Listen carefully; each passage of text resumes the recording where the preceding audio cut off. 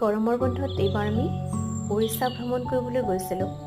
আমি প্ৰথমে ভুৱনেশ্বৰলৈ গ'লোঁ আৰু ভুৱনেশ্বৰত গৈ আমি নন্দনকানন জুলজিকেল পাৰ্কখন চাবলৈ গ'লোঁ, যিখন ইণ্ডিয়াৰ ছেকেণ্ড লাৰ্জেষ্ট জু বুলি কোৱা হয়। প্ৰথমে আমি টিকেট কাটিলোঁ।